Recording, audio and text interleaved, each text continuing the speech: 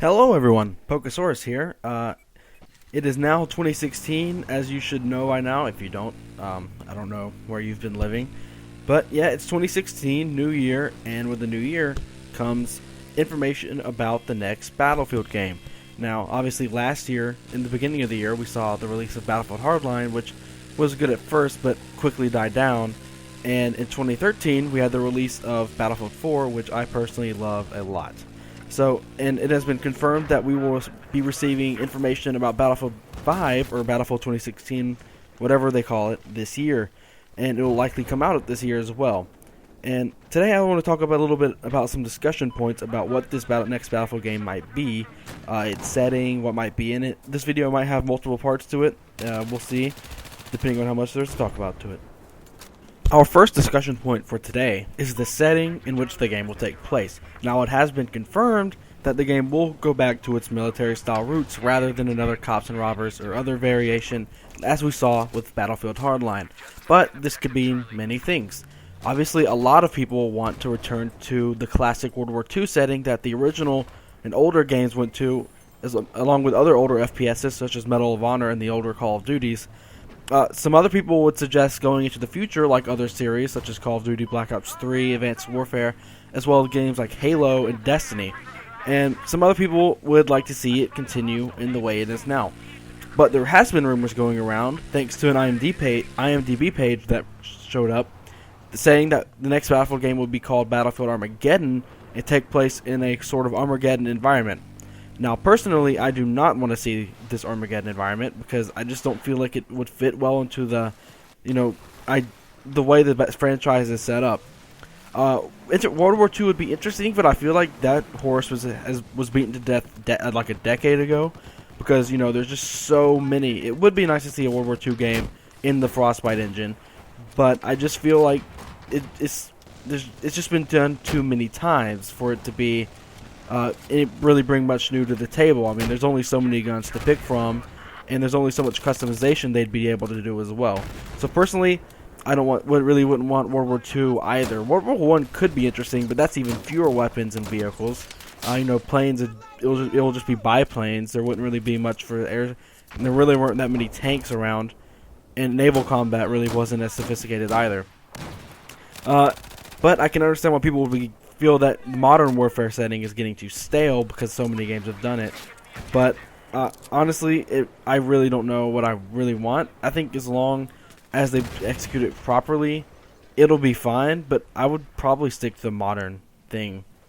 But I could see it going sort of near futuristic, not necessarily like super futuristic like Call of Duty 2060. I could see it going maybe 2030s, where guns are a little bit more advanced and vehicles and drone technology have advanced more, but not super far into the future with robots and the likes of that.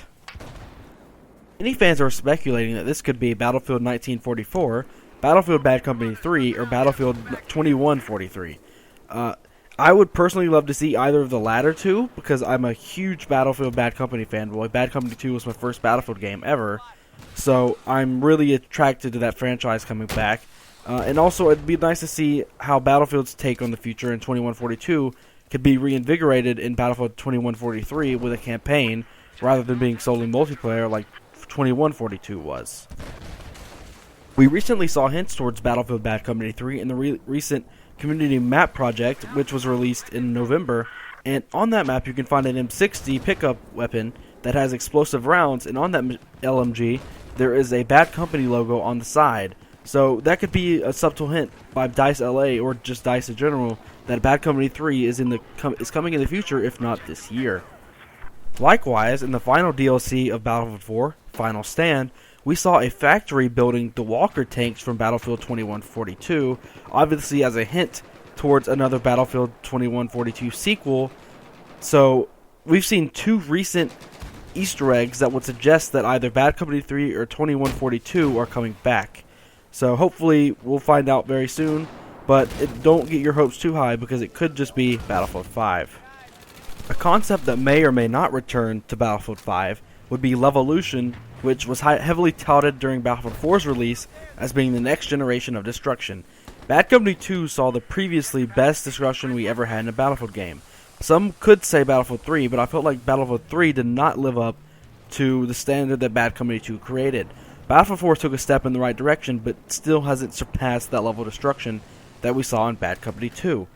But Levolution was that next step, and it would be interesting to see if it returns in Battlefield 5, because as a concept it's great.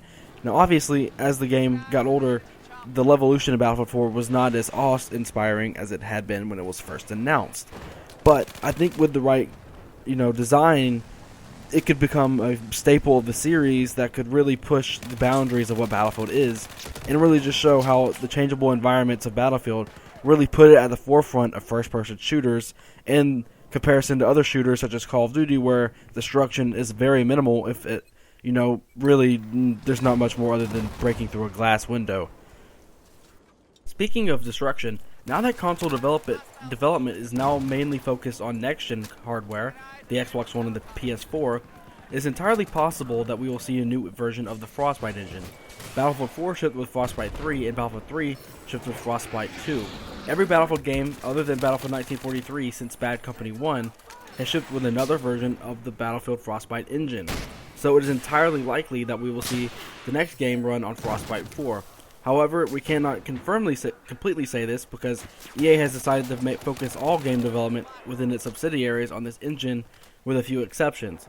So to maintain this constant use of the engine across all of its companies, it is possible that we will not see Frostbite 4 and just an upgrade to Frostbite 3. But we will likely find out when more information on this game is given out, probably likely this spring, as Battlefield 4 was announced in March or April of 2013. To close this discussion, we can enter the topic of DLC. Now, since Battlefield 3, we have had this premium program where you pay for a season pass and you get all the DLC as well as some other things such as server priority and battle packs in Battlefield 4. But a lot of the games in this industry today are moving towards a free DLC map pack structure, and rather than having season passes with that, you can use microtransactions to buy customization options and aesthetic things in the game itself. One great example of this is CSGO on the PC, where there is a marketplace where users can submit and use skins for their guns using real money. And this really helps keep the longevity of the game, because when you have these season passes with map packs and things like that, you end up dividing the community into these sections where some people with more money are able to play on some maps than others. But what happens is these maps, people stop playing them, and then if you ever want to play it again, there's no one on that server because all the people who bought it are no longer playing it, and none of the people who are playing the game without having bought that map pack are able to play on that map. So you have game communities that are just being divided by these season passes and DLC packs that cost money.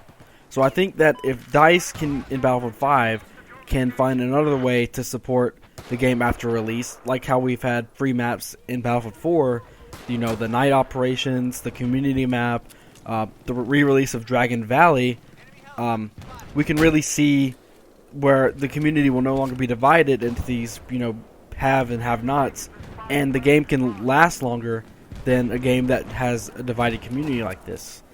Anyways, this is all I have to talk about for now. I may have some further discussion to put up at a later date. But yeah, I figured I'd just have a discussion on this because as an avid Battlefield fan, as you can tell by watching my channel, I want to discuss this as this is, it's been a while since the last Battlefield game came out. Well, excluding Hardline, but no one really plays it anymore. That's a topic of its own. But I just feel I wanted to give my opinion on this matter. Anyways, thank you for watching. Subscribe, share this with your friends. Comment below if you have any opinions on this. If you disagree with me, that's fine. Write in a comment about like what you like and disliked about my opinions, as long as you keep it civil, obviously. But anyways, thank you for watching. Have a good 2016. I'll probably be posting on the channel more. I know last year it was kind of a dead period, but I'm feeling a little bit more inspired with the upcoming release of Battlefield 5. Maybe we'll see some like my opinions on news about that game. But anyways, yeah, thank you for watching and goodbye.